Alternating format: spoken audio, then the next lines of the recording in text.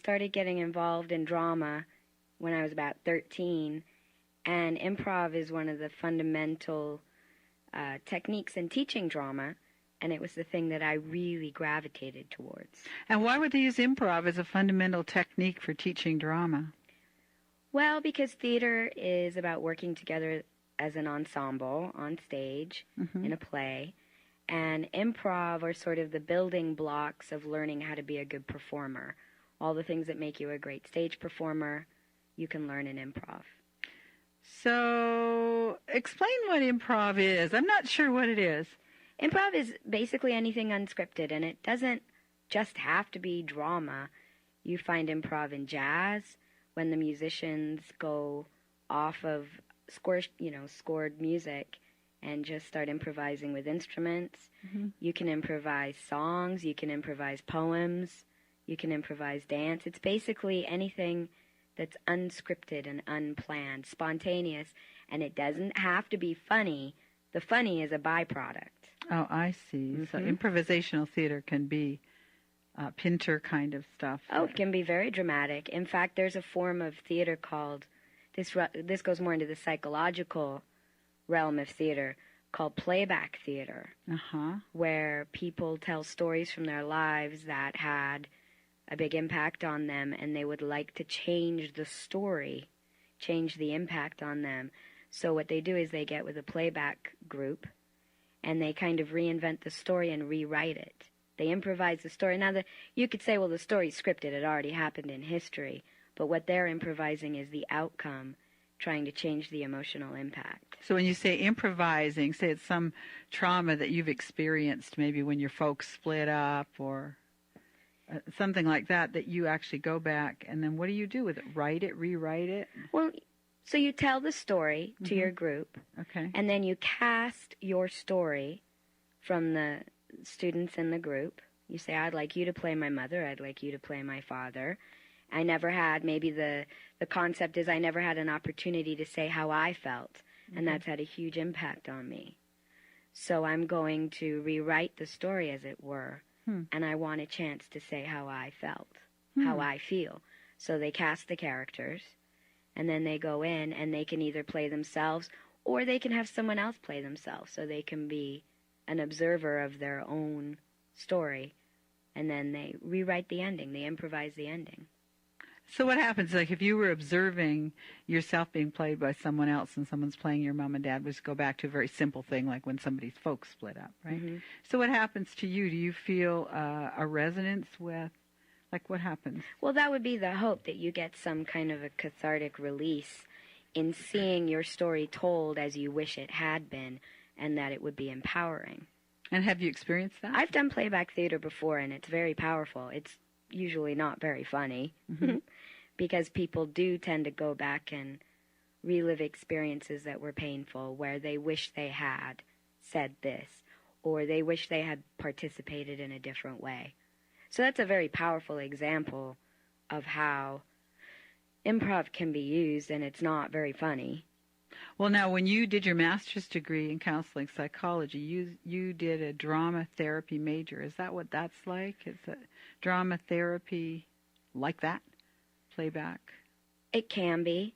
I specifically used improv with severely emotionally disturbed children in East Oakland.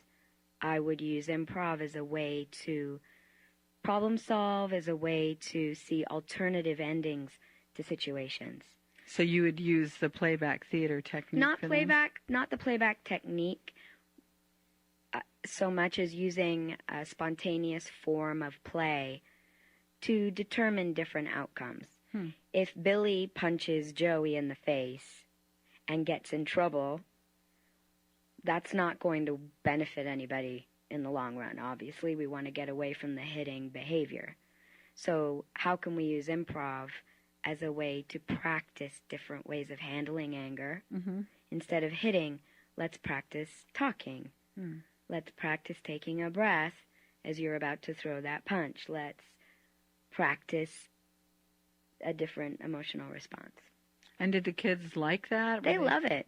I mean, they don't necessarily know that they're working on these deep emotional issues.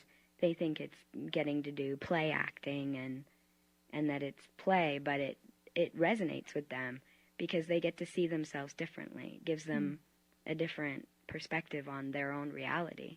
So how young? Sounds like you could do that with somebody who's very young. Oh, sure. I've done improv with 3-year-olds. I'm not necessarily working on emotional things. I mean, children are doing improv all the time. They're making up stories and they're improvising being parents and being nurses and doctors. And what I think is interesting is that we come into the world as master improvisers and then slowly work our way into inhibition and fear of being spontaneous. And then we have to go to classes to learn how to be spontaneous. So is that what an improv troupe is teaching me if I join someone? Yeah, definitely. They're teaching you how to be spontaneous. But there's also a lot of, first of all, one of the myths of improv is that it doesn't require any practice. People say, how can you rehearse improv? It's made up. What you're rehearsing is structure. Once you have structure, then you're safe to expand as far as you want. The same concept applies to working with children. You have to supply children with a structure. You have to give them the rules. They have to know the parameters. When they know the parameters and everyone's playing by the same rules, there's a safety there. We all understand the shared environment. We all understand that we're going to play by the same rules and there's safety there.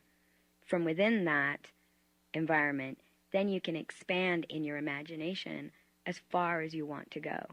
If there's no rules, everyone feels a little wild because who's going to corral? If there's no rules, there's no safety. So improv is actually extremely structured. Oh, wow.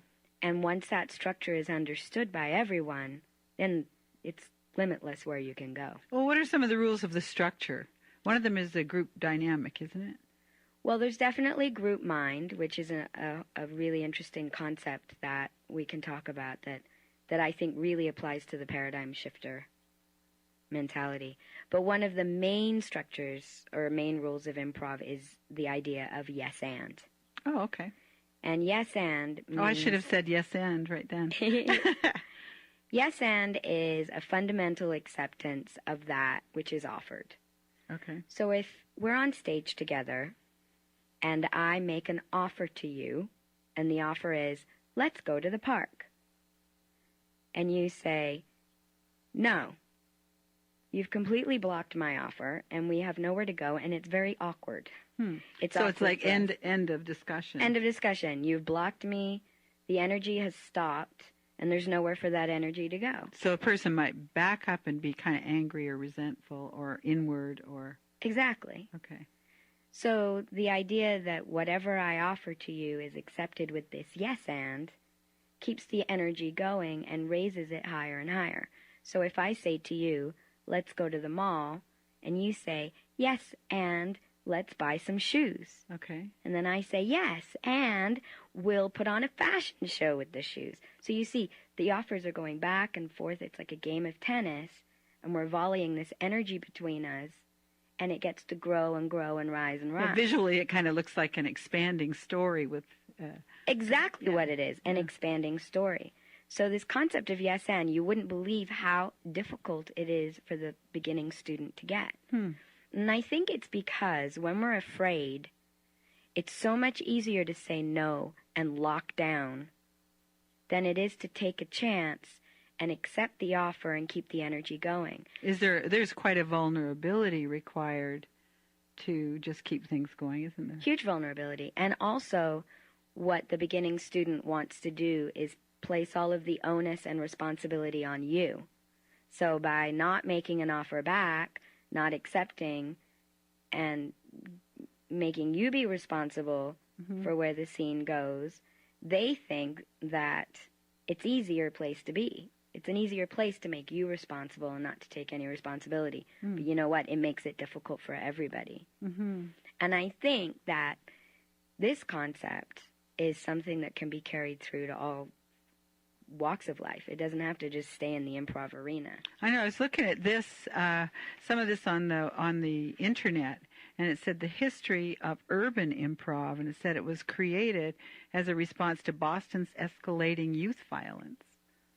Well, yeah, because that's just a whole bunch of people going, no, no, no, no, no, locking down and becoming resistant and defiant. And if you have resistance and defiance on stage, you have a very limited arena in which to play. So I can totally see that being applied to an urban situation.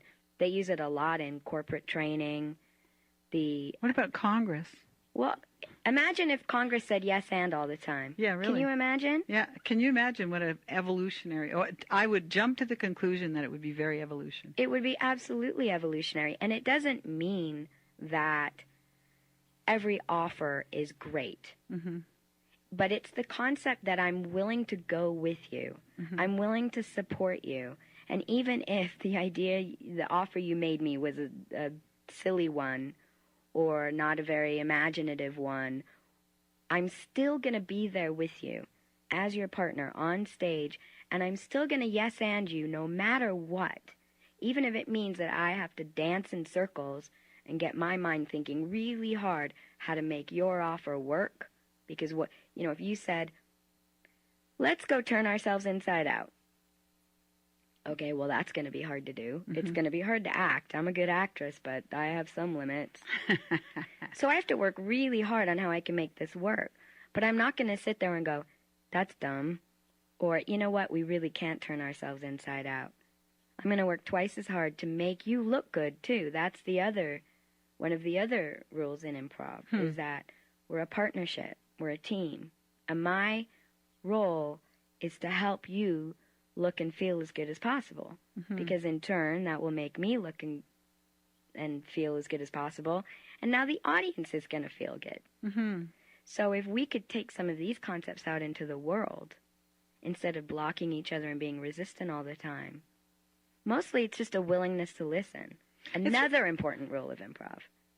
It's really interesting because while you're talking, I'm thinking of, for example, subjects like the healthcare system. If people were into the yes and, the malleability of that really, really terrifying, polarized subject would be much more interesting, wouldn't it? It would be, everybody would have a way to kind of shape the common need. Yes, and I think what it would do would be to flesh out more and more ideas because people would feel heard. So much people don't feel heard. We're terrible communicators as a en masse, I believe. Well, it seemed that communicating, if you were allowed to communicate, then other people get defensive. That's sort of the way our society is run, isn't it? Yeah, but it's a myth, really. Yeah. I think. Yes, I agree. Because all it requires is that we truly listen. And by listening fully, letting people finish their sentences, not pre-plan.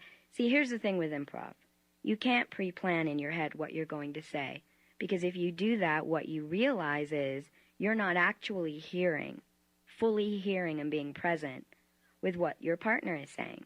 Right to the end of the thought. Mm-hmm. Right. So there's so many concepts that apply to effective communication.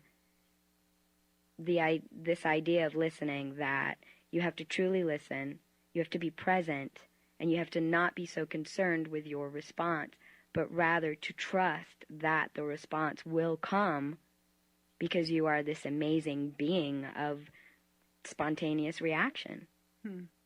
So when you're on stage, you have to yes and, support your partner, really listen, not be pre-planning your thoughts. Are they usually in partnership, or can it be a whole team? Oh, it can be a whole team. I do improv with up to 12 people on stage, which requires an inordinate amount of listening because everybody wants to put their 2 cents in. But what you realize then, working with a big group like that, which is also an interesting concept for life, is that what I have to say right now, is it going to further the scene? Is it going to yes and what was said? Is it going to link up with what was just said? Mm-hmm. Or am I just saying what I want to say to get a laugh? It's a kind of a grandstanding thing. A grandstanding. So then you find, what I find is that things become more poignant.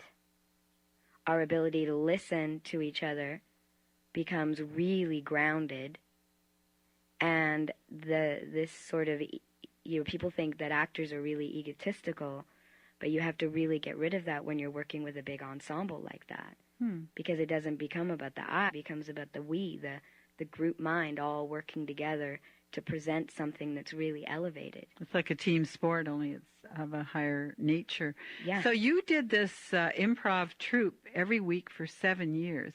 What happened to the people in the troupe? Did they become more awakened or evolved or more self-integrated, or what would you say? Well, I'd like to think so, simply because we were working together as this group for so long.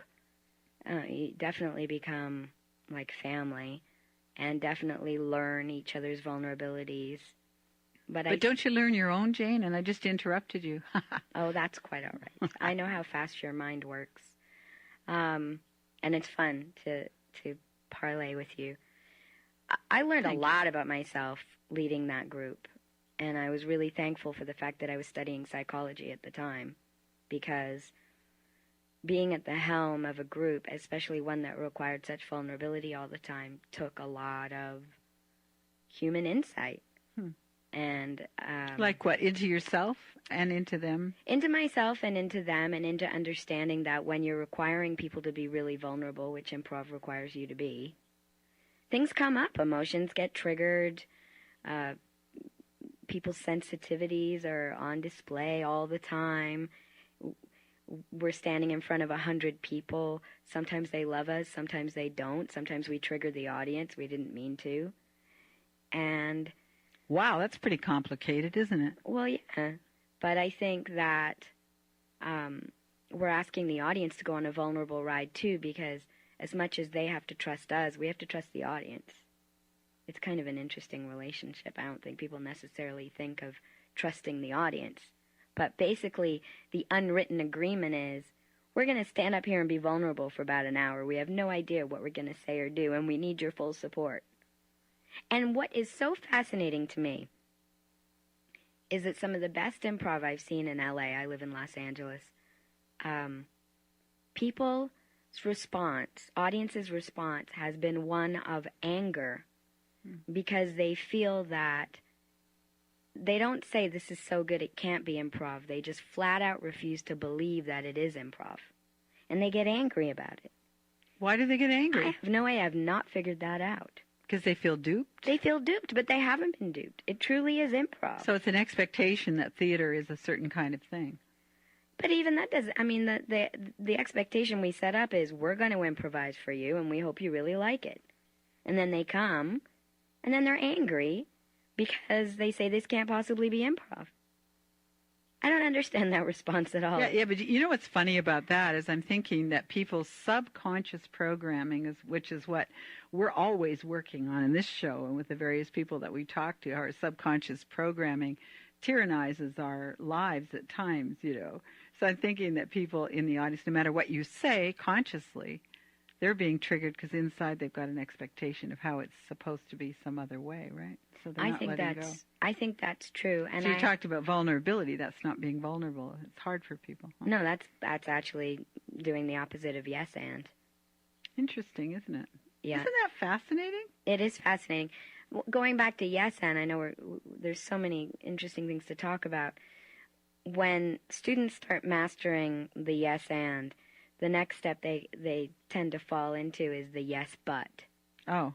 So they think they've got the yes and covered, and then they start sliding into this yes but, which is still a negative. Mm-hmm. It's yes, but why don't we do this, which essentially is still a negative. Yeah, we used to joke about that. As soon as somebody says yes, but, they're disagreeing with you, but they're trying to be polite.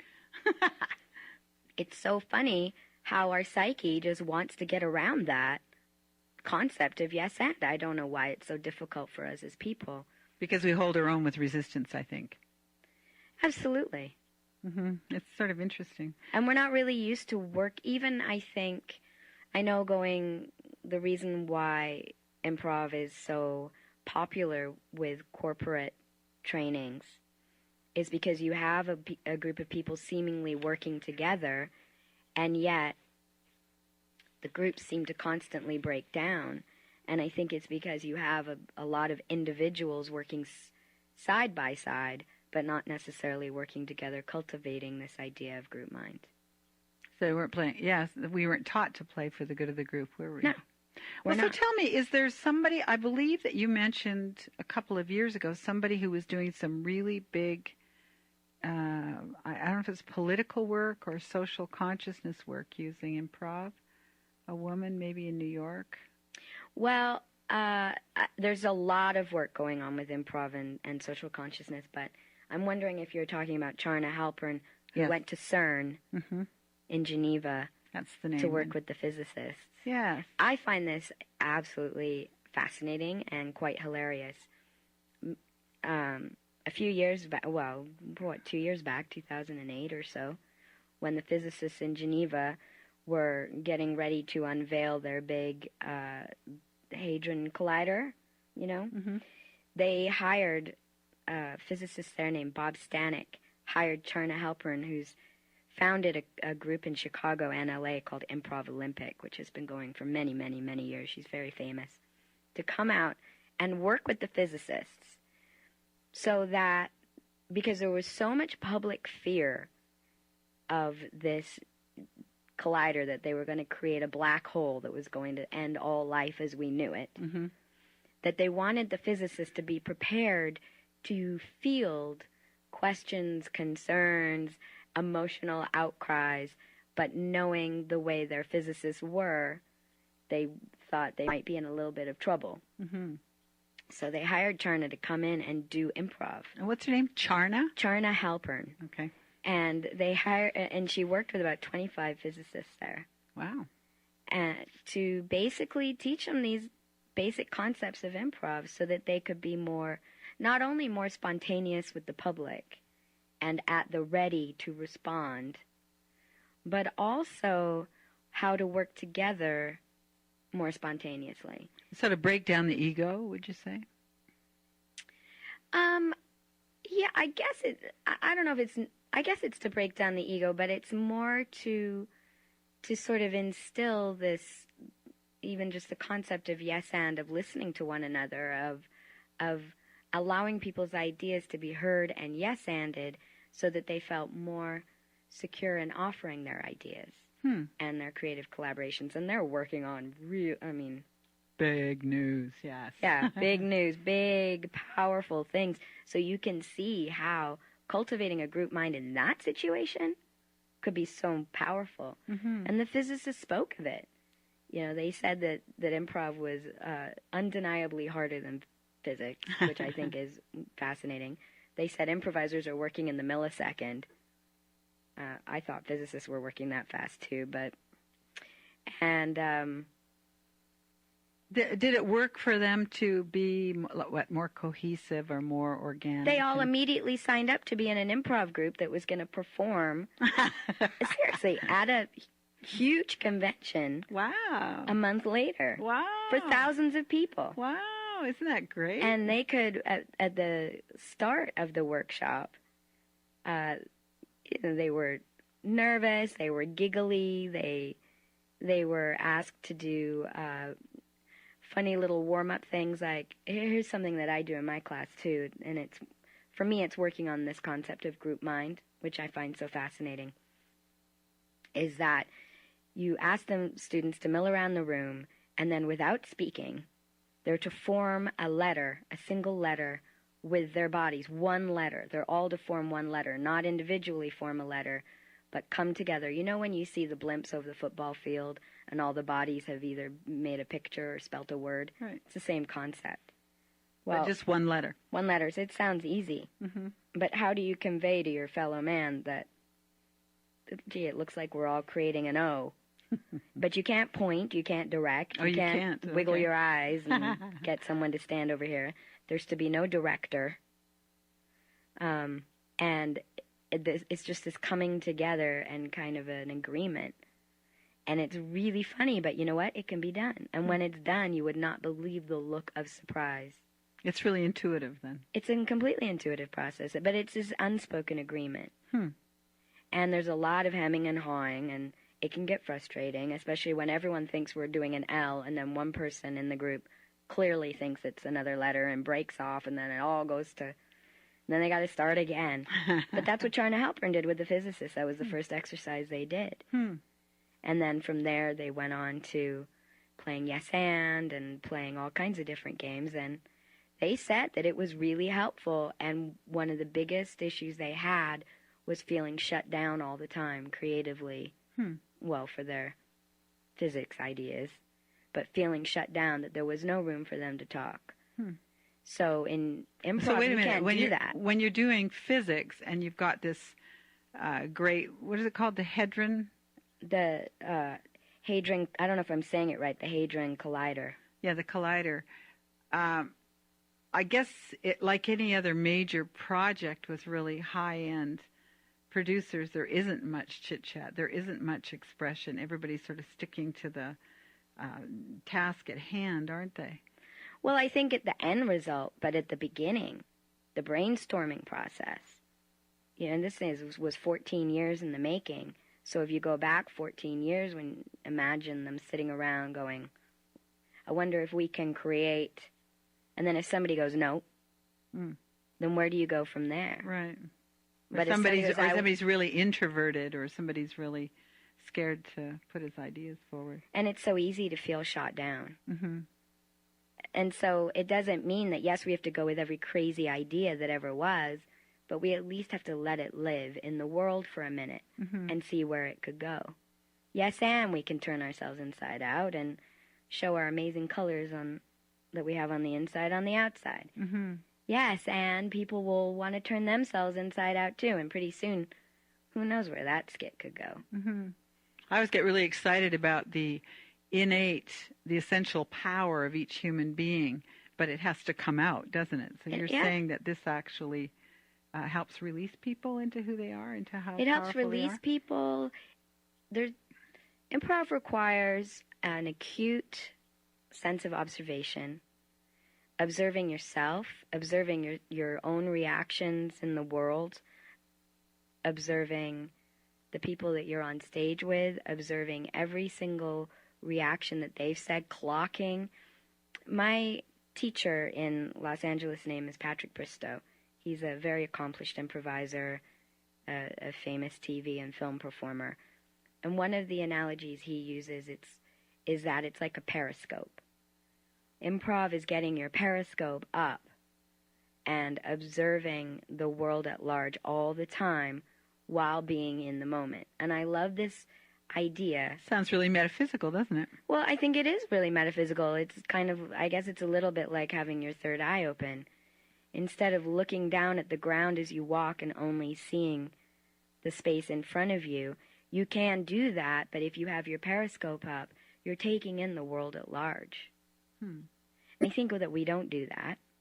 We're very insular and isolated. If we could all get our little periscopes up while we're walking down the street, we might notice that somebody needs help carrying their groceries. We expand out of ourselves and see that there's a lot going on that we're clocking all the time. But we don't pay attention to that. So improv requires us to have the periscope up, to be listening acutely all the time, to be making eye contact with our fellow players on stage, which is really important, and that creates an emotional connection. We tend to not look at one another, and then we don't have to emotionally connect. Yeah, we're afraid of its intimacy. Huh? Yeah, improv is very intimate. And the amount of trust in ourselves and in our fellow players is one of the biggest things, and it's the hardest thing to teach. When I'm teaching, one of the things that I require my students to do is because what I say is, it's not enough to come to class for 1 hour a week and expect yourself to be on stage, be open, take chances and risks that you would never take in your everyday life, sound different, do funny voices, walk differently. It's incredibly vulnerable. 1 hour a week is not enough. So practice. Practice in your life. When you're sitting in your car, observe your world. Pay attention. Step out of your own insular reality and start reading billboards. Start observing all of the people on the street. See how they walk. See how they react. It's this observation that is so amazing and enriching that I think people could do it and they don't have to be improvisers. Well, I'm going to jump into something more personal for you, which is I've seen you perform as Miss Marple in Agatha Christie doing improv. Mm-hmm. Oh, my gosh. And there were like 12 other people, and there are all kinds of murderers and so on, and you're supposed to find the culprit, right, when there's been a mystery. And you're talking about paying attention. You must find it. How long did it take you to get to the point where you could actually pay attention to that much detail with that many people in order to solve the mystery? And you always solve it, don't you? Well, I do. Ironically, it's improv, so I'm making it up as I go. But it's pretty saleable. I could really be impressed by what appears to be. I think it is. It's by far the most challenging improv I've ever done. An hour show, 12 characters on stage. It's an improvised Agatha Christie. Everybody gives a motive for the murder, and everyone gives an alibi for the murder. And at the end, I have to solve the crime by relating to all the motives and alibis given. And what's funny is I never consider that I have a particularly good memory. But my character, whose name is actually Dorothea Stack, I always joke that she has a far better memory than I. Part of that, I think, is the permission I give her to have that memory, which is something I haven't quite put my finger on yet, why I wouldn't allow myself to have that same kind of memory. Is that your intuition that you're infusing with the power? I think probably it's intuition, but it's a lot of trust. Because here's the irony. It's a lot of details to keep track of and a lot of information. And if I think about the details and the information, I will be completely lost. You cannot think in improv. It is the kiss of death. As soon as you engage the analytical part of your mind, it's like this channel to something higher shuts down completely. The fear steps in, the restriction steps in, that openness closes down, and what happens is panic. When panic happens, there's no expansion. And it's absolutely terrifying. And that's where most beginning improvisers find themselves all the time, because they're trying to engage their analytical mind. Have you ever really messed up on stage in the middle of an improv? Have you ever frozen yourself off? Well, what I've done is in the Agatha Christie that we're talking about, I've been off stage, and I have to be listening to what's going on stage because there could be valuable information there. But I start thinking too hard, and I can feel it closing in. The walls of fear and terror start closing in because I'm starting to think, and I have to stop and go and literally shut off my mind. So then I wonder, what part of me then can remember all of those details and facts without actually thinking on the details and facts?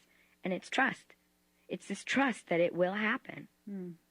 It's a really interesting relationship with myself that's very interesting. That I really enjoy, but is hard to get to. And that's not an egotistical thing, like, I've gotten far with trusting myself. It's not like that.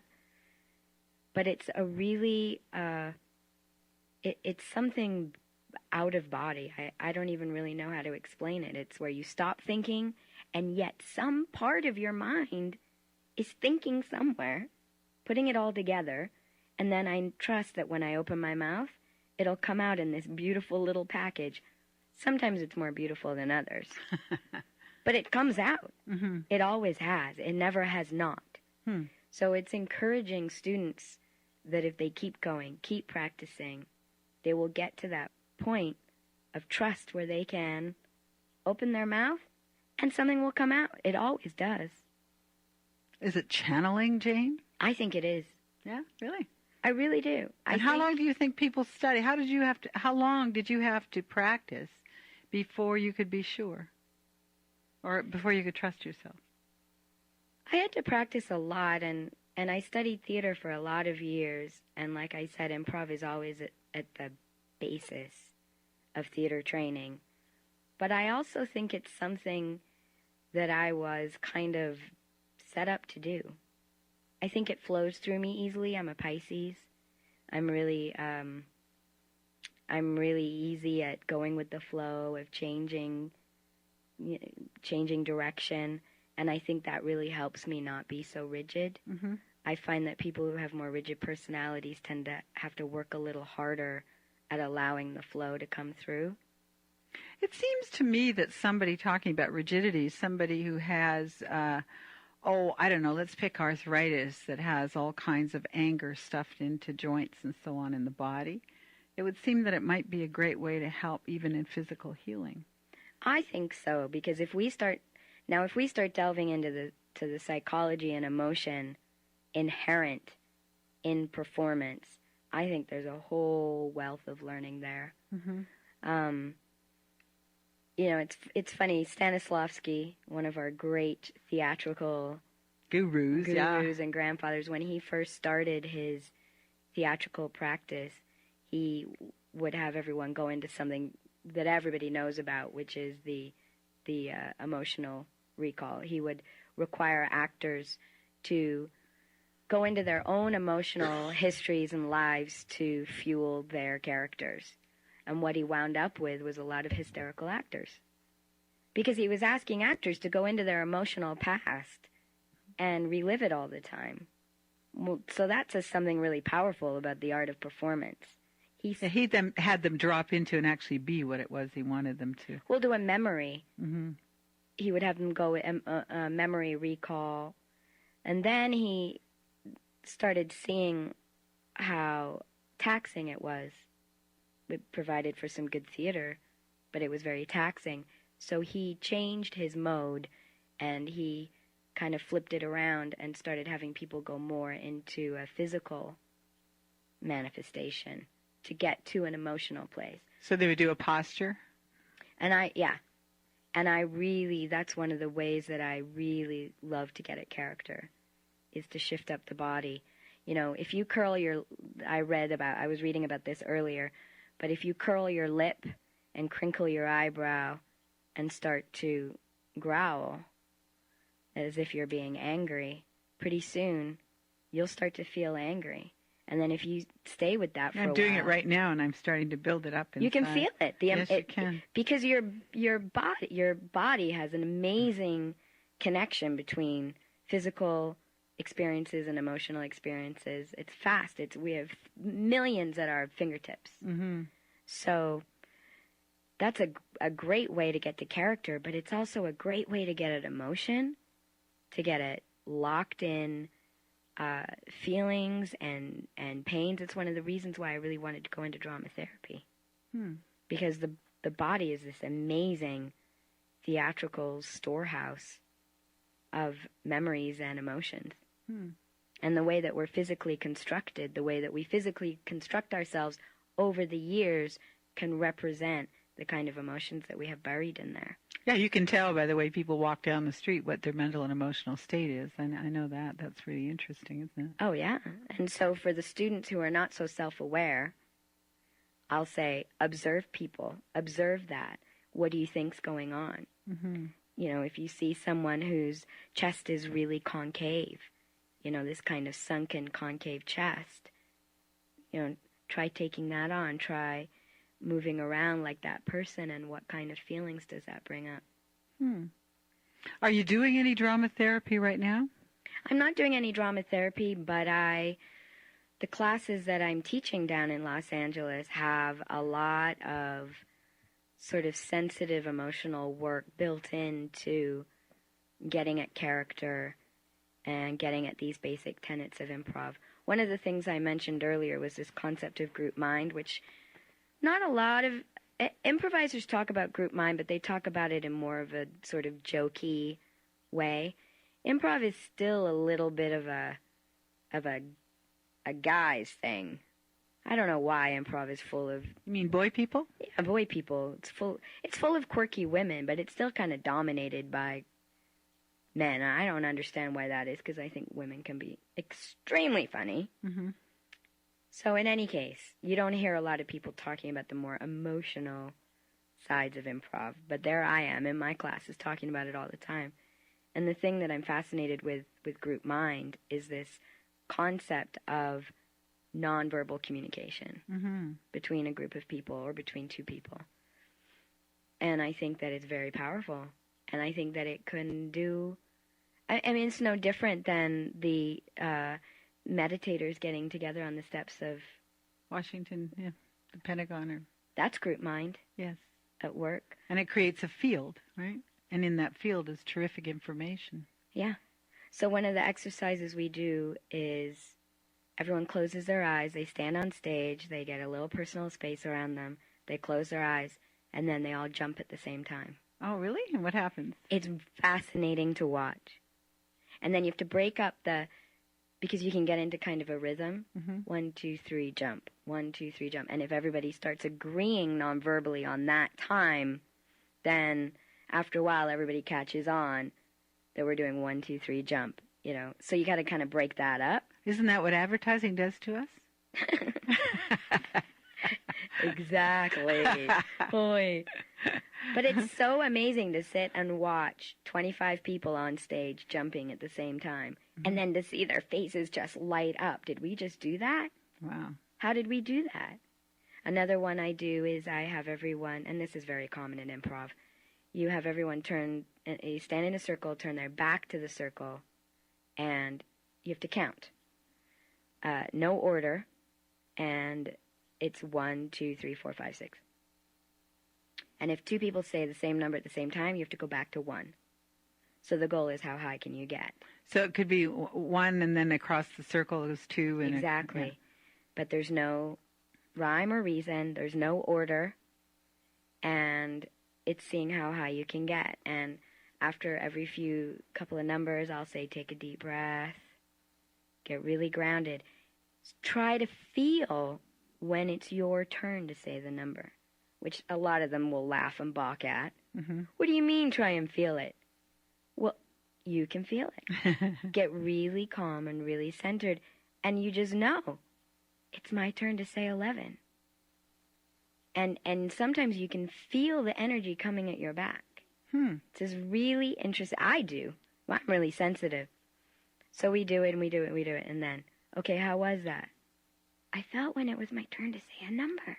And then you'll hear somebody else, I didn't feel it. What does that mean? Well, you just have to work at it, But when you see... Isn't that great? I love that idea. So this is group mind that we're building. Yeah, that's great. Because then when you go to do something complicated like Agatha Christie on stage with 12 people, and you have this group mind just buzzing, then there isn't a lot of over-talking. There isn't a lot of interrupting.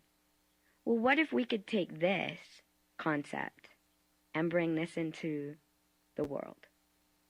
This concept of yes and, this concept of group mind, this concept of true effective communication. These are not foreign concepts. They're not uberly brilliant to improv. But what's really interesting is I'm always working with my understanding of the collective and how to paradigm shifters that make a difference in the collective. What if the collective was a more conscious group mind where people actually made the effort to be in a group mind? Our world would be just a stunning place, wouldn't it? It would be, and it is not impossible to accomplish. If we took... Well, it is like that now, but it's an unconscious approach, right? Yes, and there's not I wouldn't say there's a ton of people who really believe in the emotional, spiritual concepts of improv when they're doing the goofy kind of ha-ha improv. But I do. I see its potential. I know other people do too. And there are people working with it at that level. But what if we could take these concepts into schools? What if we could teach children yes and? So that every child in math and science and English feels that they can give their ideas, that they're not going to be shut down, that people are going to truly listen and make eye contact with them, and that they do have a sense of group mind in the classroom, so they can all function as this really integrated, beautiful unit. And one of the stories I was reading online was about a woman who teaches history at a university, and she finally went into improv to find ways to evoke in the students the ability to keep really big discussions alive. Oh, yeah. On many historical subjects. I thought that was precious. Yeah. Well, and going back to the concept of playback theater, what if we took historical, and I'm sure there's teachers doing this, but historical situations that didn't turn out so well, and have the students improvise in a playback kind of format a different outcome, and then to hypothesize about how would the world have been different. That's an interesting way to use improv. Well, that sounds very exciting because so often we're taught that we can create our reality by creating the emotional content of outcomes, right? The visual and emotional. I'm going, oh, well, that's all in alignment with that, isn't it? It completely is in alignment. And Well, Jayne, is it going on all over the world? Are they doing it in China? Are they doing it in Russia? Are they doing it in Africa? Well, I know they're definitely doing it in Russia. Russia's a huge proponent of theater and the cutting edge of theater. And the thing that I love about Russia is that they have a very, very high regard for the arts, for theater and performance. And it's almost on par with a government job. And well, that's where Stanislavski came from, right? I can't remember did he come from Russia? Well, that's a Russian name. Yes. And I love that. I wish we had that here. But instead, what do you hear is the first thing that's going to get cut from our school funding? The arts, which is too bad. But if a lot of teachers of all kinds took improv and got their kids to do that, it wouldn't matter if it was mathematics or, they could apply it all through all classes, couldn't they? There isn't a single topic you couldn't apply improv to. There isn't a single... We're improvising this conversation. We haven't scripted it. That's the thing. We thought about it. Well, we thought about it, but, what did we do? We created a structure. Right. Right? You'll ask me some questions about this and this. Well, we have a shared understanding of the realm in which we're talking, and from there, who knows where we'll go, but we both feel safe in that we understand the rules. There's nothing wrong with that. I am a huge proponent of the rules because there is nothing scarier than being on stage with someone who is not following the rules. Have you had that experience? Oh, yes. And what do you do with that person? Well, if you're a good improviser, you yes-and them anyways, even though they're denying, and there's nothing more awkward than saying, "Professor, I need to borrow your pen." "I'm not a professor, and this isn't a pen." Okay, here we go. Dead end. Right? How many people do you know that are like that in real life? Lots. Right? And how frustrating is it? And you have to work so hard. And there's a lot of people like that. Yeah. And it's fear. It's caging. We don't realize how caged we are at times by our own reactions, right? Yeah, but what is so hard to get across to my students, and it's the simplest concept, is that, first of all, when you're up on stage, I can see you, whether you give 10% or 100%. So, it's like the child who hides in the clothing rack at the store, and you can see them from the waist down, but they think you can't see them at all. I can see you on stage, and I want you to succeed. Everything in my heart wants you to soar and succeed. So, first of all, you have my full support. Second of all, if you're up there and you can be seen, why give 10%? Why not go full throttle and give 100%? Because we see you give 10% and we're disappointed by it. Because we want you to succeed. It's the hardest thing to get across. The second of all, that to shut down and to block and deny makes me safe, but in actuality, it doesn't. Because you have nowhere to go. You're stuck. That's not a safe place to be. That's the life of quiet desperation. Yeah, but if I yes-and, and I go with you and I trust you, then suddenly we're both hand in hand rising up. And it's a much safer place to be. But it's so funny, people think that it's safer to live in the fear. And it really isn't. Not on stage, and I don't think in life either. Because they don't want to experience vulnerability, probably, hey? No, but I don't think there's anything more vulnerable than being on stage, being seen, and blocking and denying is an incredibly vulnerable place to be. I would rather go 100% and go with you and trust you. I think I'd much rather be there anytime. So we're going to near the end of this. Well, we are nearing the end of our discussion, which is too bad. But I want to know what you're going to do besides going to, for example, the Democratic Convention and leaving one of these. Are you going to lead one of these then? I would love to.